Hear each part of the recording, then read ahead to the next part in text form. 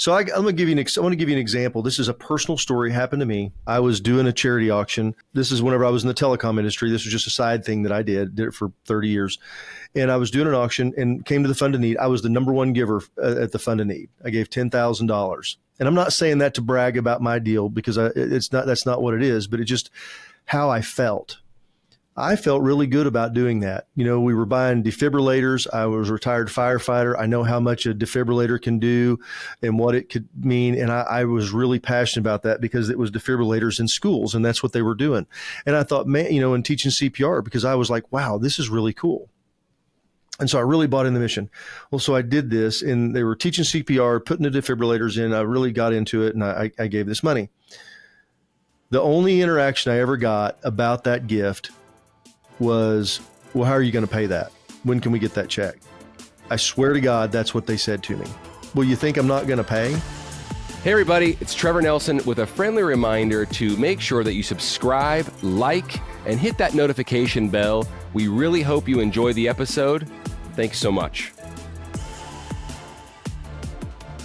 Thanks so much, everybody, for coming to another episode of Hey Nonprofits. But we were talking about, we're bookending it. You said, you said the most important thing that, you know, where folks are leaving money on the table is pre-event fundraising. So I want you to embellish on that, and I want Sam to give his 2 cents. And then I was talking about bookending it, and Sam brought it up, how we want to advertise and we want folks to know how much money we're looking to raise at the event, what the goal is, what the stretch goal is, of course, tied into the mission, and then what permission that gives you within 24 hours post-event to ask again. So let's start with the pre-event, Jay. You say what you said about the fact that you think it's the low-hanging fruit, so to speak. I think this is a really cool opportunity too. So, Sam, how long have you been in business? I'm not I know, like, because you're a serial entrepreneur, you got a lot of stuff going on. How long have you been doing stuff? I've been helping events in this space. Gosh, getting close to 10 years. Eight. No. I'm asking, how long have you been in business? Because I got a reason I'm asking this question. How long have you been in business for yourself? 25. 25 years. Okay. Yeah.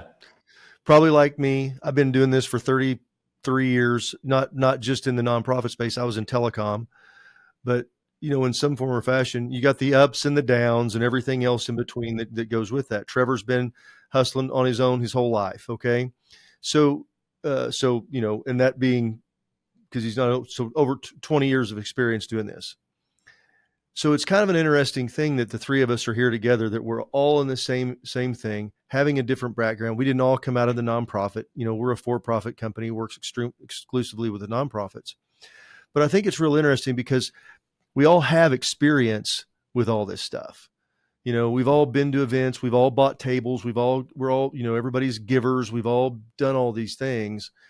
And I think, you know, it's that perspective I think that we could give in this about these things. Because I come at this a lot of times from the person who's been asked or not asked, or who wish I would have been asked, or somebody did thank me, you know, when we're talking about it. Now so within those things, because I know, you know, somebody calls me beforehand before an event and says, hey man, you know, you came last year, really thank you so much. Would you be, you know, want to just make sure you're going to come this year? We can have you, and can we get your support? We're trying to do more work, do that stuff. I feel really flattered by that. I'm always, it's almost like an automatic yes to me when somebody does that. So do you have that same thing, Sam? Yeah, you know, it's funny. It's occurring to me as I'm hearing you say that. It's really kind of interesting. And we were just earlier talking about the psychology of communication and all these things. Yeah. And a lot of it's clicking in my head right now as I'm hearing you describe this, because, and I think about when I was a kid, I talk about taking my kids to Disney, but when I was a kid, the way I tell the story is we went to Disney World every summer. That's what we did, right? Yeah. And when you hear that, you probably hear that must have been 7, 8, 10 summers, right? But when I think about the reality of it, we went 3 summers. But for me, it was most of my life, right? Yeah. And my narrative was, that's what we do every summer. We go every summer. But in reality, we went once and then we went twice, right? And as you're saying, hey, you came last year, we want to make sure you come this year. I think about that language, and I think a small tweak on that, and it's just as accurate to go, hey, you come to our event every year. We want to make sure you're coming back. Yeah. Even though I came once, it's that same thought process of, well, God, I guess you're right. I've come twice now, so I am coming every year. It's a new thing. Exactly. Really, so to reinforce that pattern, it I think implies also don't break it, right? So that is it's just interesting to think about it like that. Wow. I love the bonding. I love the bond of that, actually, when you just said it to me psychologically. So Trevor, what about you? How does that make, when somebody reaches out to you and they bring it to that, what is your personal experience in that? How does that affect whether you're a participant, whether you do, don't, whatever? Well, I got to be honest with you. Number one, I think that I have to say that I don't think those calls are happening enough, because I'm going to say from my perspective, I'm not taken aback or shocked, but it is refreshing. So, but when you're personally called, it's like, wow, that's pretty cool. I look at it because I have an old school approach sometimes to things where I'm just like, hey, that's what we're supposed to be doing. I love that. I call it, you've heard me say this, Jay, I haven't said it in a while. Apply it to just being different. I think differentiation is stronger than competition. A lot of folks are competing for dollars, but not everyone's picking up the phone and having that conversation. And I used to call it interrupting the loop. Now, if someone can permeate me and interrupt my loop, I'm going, because I'm the guy that was interrupting other people's loops and and like you said, hustling since I was, 20 years old or whatever. But like, I just think there's so much there from a psychological standpoint that yes, it's flattering. It's an invitation. You taught me that. It's an invitation versus asking. I love what you said, Sam, about like, hey, you come to the event every year. That feels like a bond, like familial, like I'm on a team, like we're building this. Yeah, we're building out this organization together now. And we say this every week, and it's not because we have an agenda. It's because it's top of mind, because it's so important. People want to be asked. They want, if they're an investor in your organization, they want to share their input. By the way, it's only right to give them that opportunity as well. You know what I mean? We can reverse engineer the giving part and the asking and call it invitation and all that. Let's just start with the actual contact, the connection. You know what I mean? It's like, it's not utilized. Well, it's relationship. It's about building relationship with somebody, not just fleecing them and, where they feel like they got fleeced. So I want to give you an example. This is a personal story happened to me. I was doing a charity auction. This is whenever I was in the telecom industry. This was just a side thing that I did it for 30 years. And I was doing an auction and came to the Fund of Need. I was the number one giver at the Fund of Need. I gave $10,000. And I'm not saying that to brag about my deal, because that's not what it is, but it's just how I felt. I felt really good about doing that. We were buying defibrillators. I was a retired firefighter. I know how much a defibrillator can do and what it could mean. And I was really passionate about that because it was defibrillators in schools and that's what they were doing. And I thought, man, and teaching CPR, because I was like, wow, this is really cool. And so I really bought in the mission. Well, so I did this and they were teaching CPR, putting the defibrillators in. I really got into it and I gave this money. The only interaction I ever got about that gift was, well, how are you going to pay that? When can we get that check? I swear to God, that's what they said to me. And I wasn't necessarily offended by it at that point. But it was kind of like, well, you think I'm not going to pay? So it kind of hurt my feelings, number one. So the second thing was, a year or so later, I get a phone call from the executive director. And they said, hey, you weren't at the event this year, because I didn't do it because I didn't want to do it, number one, because I did it for free and gave them $10,000 and I didn't get anything, but how are you going to pay? So they called and said, hey, we're trying to get some stuff. And, there's this car dealer and, I think you've got a connection to him. And, he gave us $5,000 and boy, we'd really like to get in there and ask him for some more, make a connection. It really kind of pissed me off, to be quite frank. As a personal deal, it really bothered me because I wasn't, they take my money, they take my free expertise, but then they want to take something else from me and never even said thank you. Mm-hmm. And it really, that's why when I say this and I get very passionate about it, and it's not because because my ego was hurt. I mean, and quite frankly, it was. And I think that we underestimate that when somebody makes a gift. Oh, well, they got plenty of money, or, oh, it'll be okay. Well, no, you need to acknowledge it. You need to acknowledge those things and make those asks and understand that whenever you're asking for somebody a pre-event and you make that phone call, and how powerful it is whenever I say, hey, Sam, man, you've been coming to our event every year. Want to make sure that you're going to, don't break your streak, and you're going to be here this year because we really, appreciate all the help that you do and what you contribute to us. It is very, very powerful to receive that kind of an invitation.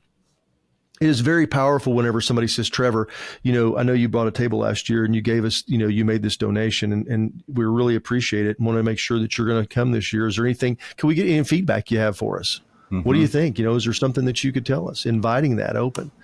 And that's where I talk about, I think it's a huge opportunity missed than just having that expectation. Well, I emailed him an invitation. Right. Yeah. You're leaving too much to chance there. Well, I just think that, if you take your top 25 donors, whatever that number may be, I don't know, and you say, hey, Sam, you're the CEO, you're going to call all these people and just talk to them and say thank you. And we're going to take the next 25 donors and we're going to give those to Trevor, and Trevor's going to call them. I'm going to call the next 25. And then everybody else, we're going to have a card sent out. We're going to send a personal note by everybody on the board, up to a certain point. And then everybody else, we're going to send a text message to. You know what I mean? I mean, making the technology's there to do all these things. But I just think that in pre-event fundraising, and I know it sounds like I went off on a tangent, but it's just, I'm trying to make the point how important it is to make those calls, to make that effort, to send out those notes, to send out that invitation pre-event, because you miss so much opportunity to do that. And, we talked about this on the webinar, saying, here's something specific that we're doing it, tying it back to the mission. We're going to have lunch with we've got lunch with an astronaut. It's going to be one of our live auction items, and breaking that out, giving that stuff, maybe, there's somebody there that is crazy about that stuff, and you pick up the phone and call them going, hey, Sam, I know you're crazy about this stuff. Guess what we've got in the live auction? We're going to have lunch with an astronaut. And Sam goes, no kidding. Hell, I'm canceling my vacation. I'm canceling my trip to Disneyland because I want to come by that. By the way, you guys have to get an experienced lunch with an astronaut now. You know that, right? Yeah. You got to source that somehow. We beat that one to death. What was also interesting, I love, where this went with the webinar that we were just on, an attendee share that they had done it before where they had an event and they said, oh, we've raised $0.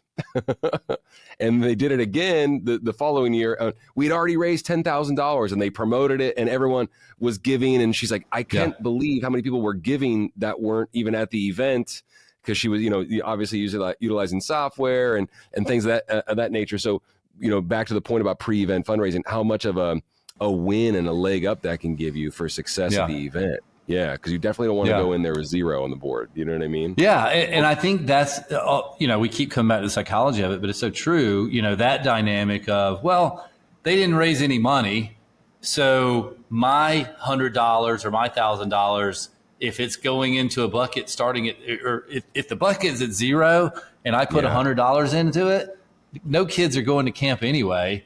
But if they've got 10,000 and they've got 100 kids going to camp, that means there's a lot of people that must be giving. And if I put 100 in, there's probably going to be others, and my 100 is going to help with all the rest of the money. And I think that's a very different dynamic. And I really think, even saying that now out loud, that starting with 0 is a really bad idea, Yeah, that's that's something we need to chuck. Well, and you're putting yourself at a disadvantage because, we talk about the fund to need, and there's, some auctioneers will absolutely not ask for anything unless they know they have it. Some will, but they just look, I need something. Yeah. I'm willing to put myself out on a limb a little bit, but I know I've got a place I'm going to hit on. Yeah. Okay. Which is okay. And giving them that help, you say it, Trevor, I'm not going to play fair. Yeah. Yeah. Fair's a place where pigs get blue ribbons. This isn't the fair. This is about raising money. Yeah. We've got an auctioneer every time he starts the fund to need. And, a lot of times, we're including technology where I can kind of digitally raise a paddle. But he starts out by going, hey, right now we're going to put, instead of the 10,000 or 5,000, we're going to put $1 up, and you're raising your paddle for $1 right now. We just want to see if it works. Let's see if your paddle works. Let's see if your button works. And it just breaks the ice, and I think it's brilliant. Yeah. Well, I used to do a deal. I used to say, hey, I'm going to show you how you're participating in this. I want everybody's got a number. I want you to raise your hand real high. Everybody in the room do, okay, now we know we've got that down. That's all you have to do. Yeah. Doing those things, those little things that you can do to get people, let them have fun and get things going.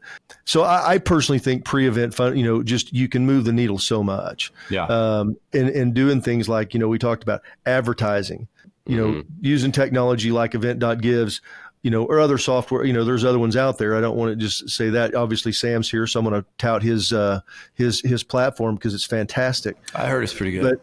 But I want to say, but using those tools that you have, somebody asked, do we start a live auction or, do we start the silent auction 5 days before, 7 days? Mm-hmm. I don't know that it makes a difference one way or the other. But, and I've had people go, but nobody really bid. And I said, it's okay. It's an opportunity. It's a reason to connect with people, and they're not going to be offended by it. Hey, this is such and such featured in our silent auction today is this, the trip to Costa Rica. Featured in our deal this day is going to be this. And doing that because people are just seeing it. Yeah. Because guess what? It's like every auction I've ever seen, and we work with national groups and small groups and everything else. All the online auctions, I know you do a lot of that stuff. When does all the bids happen? Last 10 minutes, the last hour. Yeah. But it's getting people in the mindset to think they start getting, you know what? If this thing does, I'll give $1,500 for it. Well, I think it does. Maybe I'll give $2,000. Yeah. Well, I even think it builds that idea that, I'll stick with astronaut. Hey, there's a lunch with astronaut. You're also creating conversations. And I hear about, when we have events coming up, I don't get so much involved until like the hour before when I go, where are we going? What are we doing? But she's thinking about it and talking about it. And it's creating conversations, right? So maybe you didn't get bids on it, but I guarantee you somebody somewhere at lunch and in conversation said, hey, did you see that? They got this lunch with Auctioneer. That's going to be really cool. And we're talking about your event. And now it's reinforcing that, oh, I talked with Sally and Susie and Larry. They're all going to the event. We're all going to the event. And it's just reinforcing that it's happening and other people are going, and so am I. And so I think even if you don't get bids, it's doing that, right? It's creating those conversations. Yeah. I love what you were talking about with advertising pre-event and opening up the event. And we talked about there being no mystery. We uncovered something that we hadn't really gone down the path. And this was an original idea of yours, Sam, and I want you to talk to the audience about it. So we were, and I'm bookending things now. So, and it's not because one's stronger than the other, and it's not a competition between pre-event and post-event. But you came across with a really, really cool illustration about, and I asked you, do we advertise the goal? Do we advertise the stretch goal? And you said, yes, we tie it to the mission, and this is how we do it. And you came up with a really, really cool way to approach folks post-event. And you said, okay, well, hey, what if we didn't hit our goal? Do this. Explain that to folks a little bit, and the opportunity for folks to give, once again, within 24 hours of the event ending, and how there's some low-hanging fruit, frankly. Yeah, I hope I'm thinking of the same thing as you, because it sounded like it was a really interesting idea.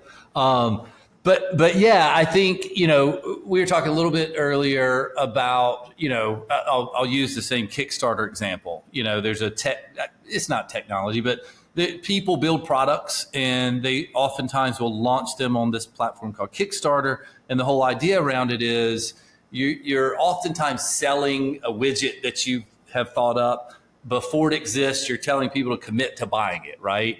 And, in that platform really encourages the idea of stretch goals to say, hey, if 50,000 people say they'll buy my pet rock, I'll produce it and you get a rock, right?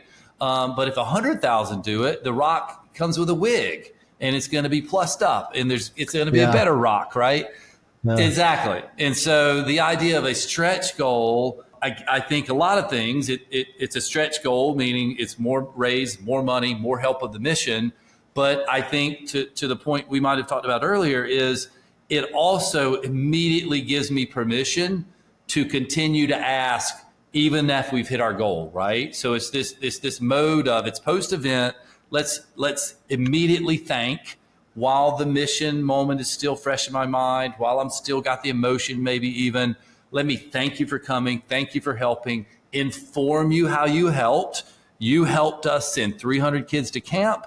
But because of that, we got this opportunity to get our stretch goal of sending 350 kids to camp and giving them all backpacks when they go. So help us reach this stretch goal. So it just kind of opens up the opportunity to continue fundraising towards that mission, right? And so if I didn't reach my goal, help us get there. If I did, we now are lucky enough to get to move on to this stretch goal. Yeah, I love that. Yeah, taking advantage of the opportunity. I love that. Yeah, it hadn't been explained to us on air that way. I love it. And like you said, just quickly, like you didn't hit the goal. Hey, help us get there. We're $11,000 short or what have you, that kind of, I love that. I think it's great. And then you obviously use technology to do that and get in front of folks and give yourself and the organization and your mission and the folks that you're serving the opportunity to give more. Well, one thing I was just going to say, just based on that data, you talk about data. Do you guys have a formal thing like post event where y'all take somebody through the data and actually show them what it is besides just, where they get a report?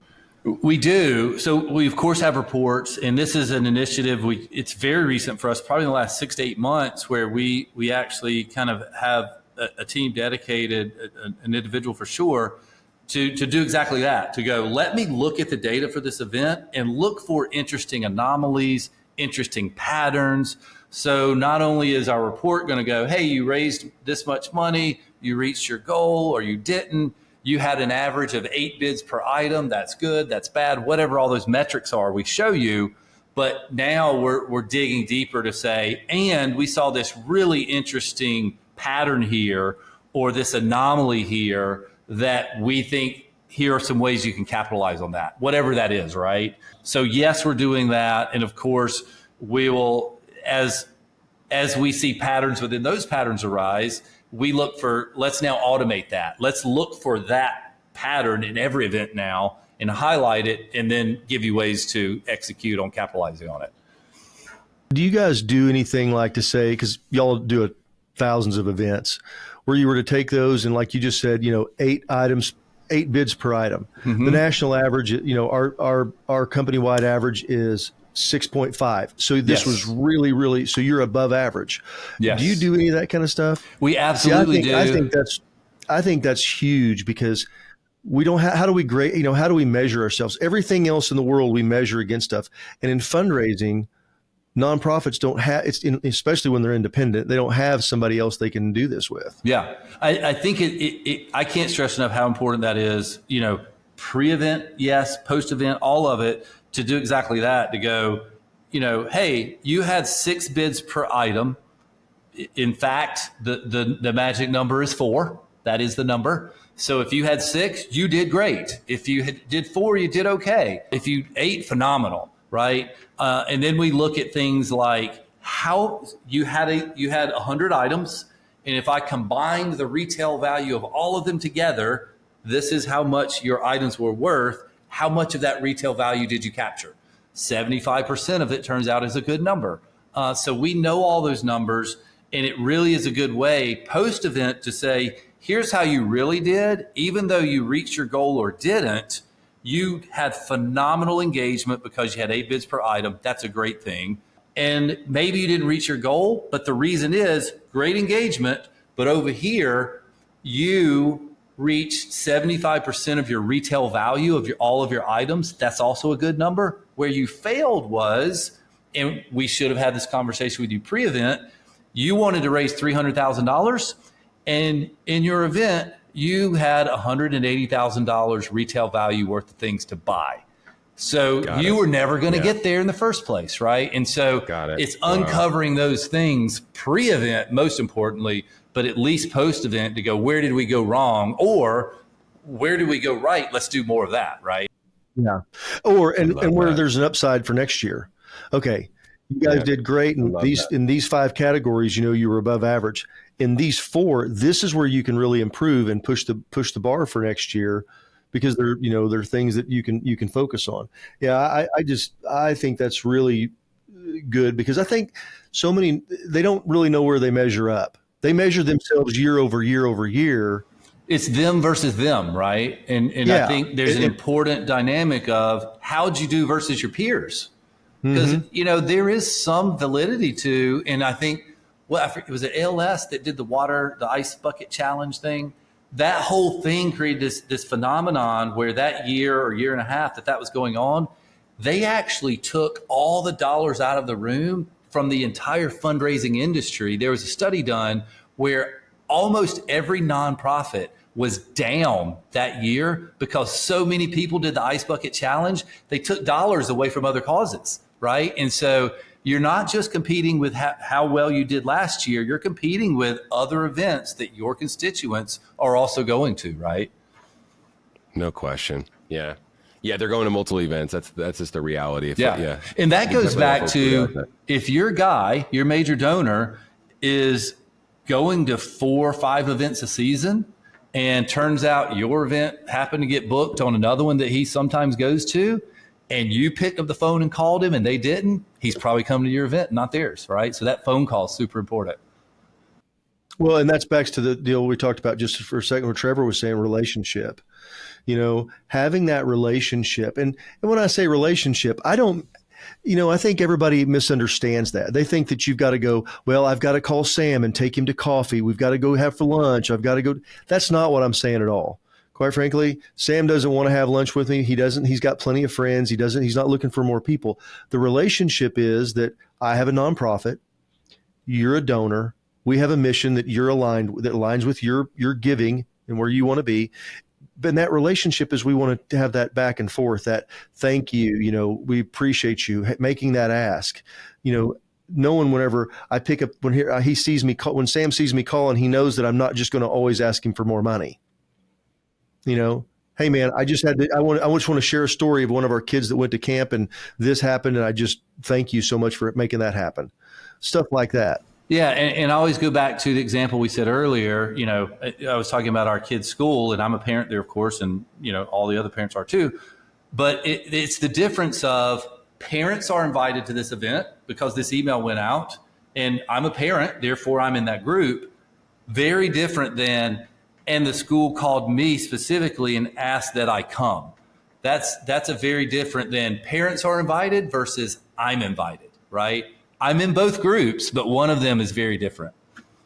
Well, did you identify with that imposter syndrome I was talking about at all? More than and every day. Yeah, Trevor and I have talked about it a lot. I think it's a real thing, and I think 100% a lot of people think, they go, oh man, Sam, no way, man, that dude, he's hopping, he's got stuff going on, he's making moves and all this stuff. And it has nothing to do with that. It's just, it's our own internal psyche. I think majority of entrepreneurs, I think it's something like 90% have it. So, here in Charleston, we have this organization, Harbor Entrepreneur Center, that I kind of helped start and I'm a mentor at. And, we have an accelerator program that companies come through and the whole thing. And I talk about it often, because I have it, I'm happy to say it out loud because I agree that it's a thing. But I feel like me talking about it, hopefully, is helping those others who have it and either don't have the words for it and know what it is, or do know the words and kind of feel this stigma about it. I just feel like, hey, we all have it. There's nothing wrong with it. It dulls the edge. Yeah. It dulls the edge. Yeah. Yeah. It's, especially if you achieve some level of success, you're like, or layer in if you came from nothing. Yeah. I don't know if it ever goes away. Right. Yeah. We're all driven entrepreneurs. I'm 55 years old and I still have it to some extent. 100%. Yeah. I mean, and I know what I'm doing. I mean, I know what I'm doing, the things that I'm doing. I know that I help, the things that I do help people. And I think, our company's successful and we do all that, but it's there. And I think but if you're a professional in the nonprofit space, you don't really understand that. You don't have any conception of what that is. So you don't realize, because a lot of times they think, look, he's this big business guy. He doesn't really care to hear from me. No, he really does. It does mean something, because, the guy gave you $50,000 last year. He cares about your organization. Yeah. I think he wants to hear from you. To draw some parallels, a way I describe imposter syndrome and why it rises up so much in entrepreneur world is the entrepreneur mind, in my view, is it's looking for problems to solve, right? And when it finds one, it says, oh, there's a problem, I can solve it, and I think it can actually help people, and they'll pay me for it, and I can make money, and that's a business, right? And so in solving these problems, I think as entrepreneurs, we just tend to think out of the box, and we go, I don't know how other people do it or how it's done, but I know how my solution can solve that problem. So that's what I'm going to do. And as successful as you might be at solving that problem, you're still going, that's just how I solved it. I don't know if it's the right way or if it's the way. That's right. But it's That's just right. how I did it. And it's not that you're second guessing it. You're just going, I don't know if I did it the right way. But it's still working. It hasn't broken yet, Yeah. Yeah. Well, I did an event through Entrepreneurs Organization, and Damon John, we did a big regional event in Oklahoma City. I was the co-chair of, and we had Damon John come speak. And so before we did the event, we had a private, small, intimate session with him. And one of the guys says, what keeps you motivated? And he said, what was it he said? He goes, I am cautiously pessimistic. He's cautiously optimistic. No. He said, I'm cautiously pessimistic. In other words, he thinks, because he said, I've been up and down so many times. He goes, I'm just sitting here thinking it could happen again. Yeah. He goes, I don't think I know that, the guy's worth $300 million. So it's funny how that stuff happens. It's an interesting ride, man. So, it's an interesting ride. Top three things, wrapping this conversation up, Sam, top three things that, if you were just, anytime you wanted to share with the people listening that they can do to really impact, not to let money walk out the door, basically, what would those be? Man, if I've got to distill it down, I'm going to start by saying, make it easy to give. And that encapsulates lots of things. We talked about a few of them. Don't make me wait in line to get in the door. Make that experience fast and easy so that I'm happy and in a giving mood. Once I'm there, make sure I know why I'm there, how to participate. If you want me to participate in a silent auction, make sure there's QR codes everywhere so I can link to where I'm supposed to click that button. If it's a paddle raise, make sure I've got my paddle in the right place. When do I raise it? Make it easy. Is, I guess, the one thing I would say, and that's a mouthful of things, right? I love that. That's great. Yeah, removing friction. Yeah, we spent a lot of time talking about preparing donors. Make it easy for them to give. They're prepared. They're primed. Mm-hmm. Make it easy for them to give. I think it's great. I learn something every time we talk with you, Sam. And this is great. Really I love these sessions. Yeah. Thank you so much for joining us again. I know everyone gets a lot out of it. Looking forward to the next one. Jay, thank you, brother. I learn something every time I talk to you too, man, by the way. I'm going to wrap up mine. I'm going to coin a new phrase for myself because we were talking about imposter syndrome. I liked it. I'm going to say, I'm going to keep what I'm doing because it hasn't broken yet. Right. So totally. Yeah. The wheels have not fallen off. Yeah. I don't care if a check engine light comes on every now and again, but the wheels have not come off. Yeah. Well, keep doing what you're doing, brother. Say hello to your team. Absolutely. And like I said, can't thank you enough for the time. Everyone gets a lot out of these episodes. So appreciate it. Thanks everybody for joining us. And we'll talk to you all again very, very soon. And thank you guys for all that you do. Thanks so much, guys. Hey, thank you, man. Appreciate you, brother. Thanks, Sam. All right. Enjoy the day, brother. Talk to you soon. Later. Hey, everyone. Thanks for listening. If you love our podcast, click the download button, rate us, and follow us on social media at HGA Fundraising.